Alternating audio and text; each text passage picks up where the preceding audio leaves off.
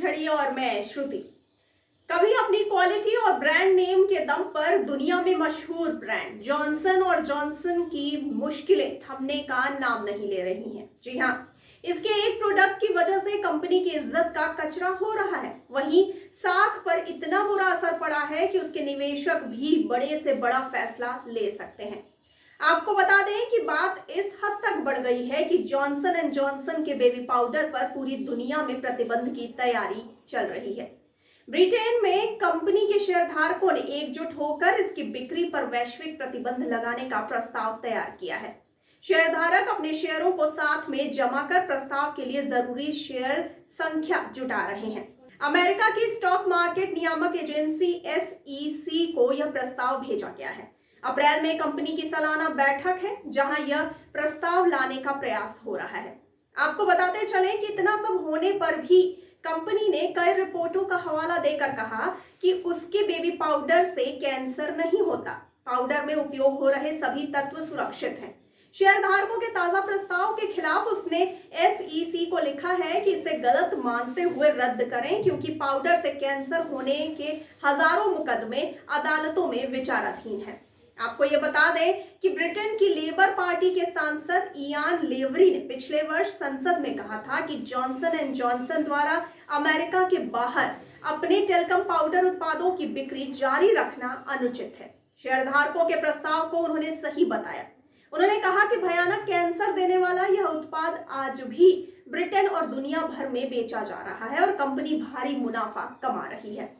और आइए अब जानते हैं कि पहली बार कब आया था ये मामला सामने।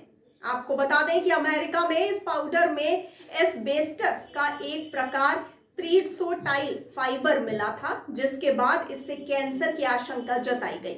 यह तत्व कैंसर का कारण माना जाता है। हजारों महिलाओं ने उसके पाउडर से बच्चेदानी का कैंसर होने के आरोपों में मुकदमे किए। इसके बाद कंपनी ने 2020 में सेल घटाने का बहाना बताकर अमेरिका और कनाडा में पाउडर की बिक्री को बंद कर दिया था। और आइए अब जानते हैं कितने मुकदमे झेल रही है कंपनी। आपको बताते चले कि महिलाओं व बच्चों में कैंसर होने के आरोप में जॉनसन एंड जॉनसन कंपनी पर दुनिया भर में 34,000 से ज्यादा मुकदमे दर्ज कराए गए हैं। हालांकि कंपनी आज तक इन आरोपों का खंडन करती आ रही है। कंपनी का कहना है कि उनके उत्पाद पूरी तरह से सुरक्षित हैं और इनसे किसी भी प्रकार का खतरा नहीं है।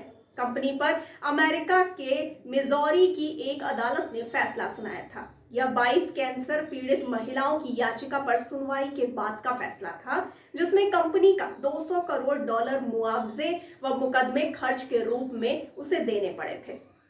और आइए अब जानते हैं कि भारत में जॉनसन एंड जॉनसन के कंपनी का इतिहास क्या रहा। आपको बता दें कि भारत में जॉनसन एंड जॉनसन कंपनी का इतिहास लगभग 7 दशकों पुराना है। एक रिपोर्ट के मुताबिक भारत में सन 1948 से जॉनसन एंड जॉनसन द्वारा स्थानीय रूप से पाउडर बेचा जाता है।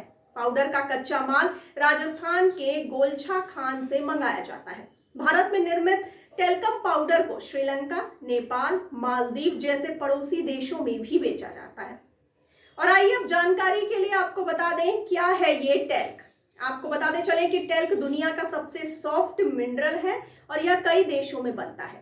पेपर, प्लास्टिक और फार्मास्यूटिकल्स सहित कई इंडस्ट्रीज में इसका व्यापक इस्तेमाल होता है। इसका इस्तेमाल नैपी रैश और दूसरी तरह के पर्सनल हाइजीन में होता है। कई बार इससे एस्बेस्टस मिला हुआ होता है जो शरीर में कैंसर पैदा कर सकता है।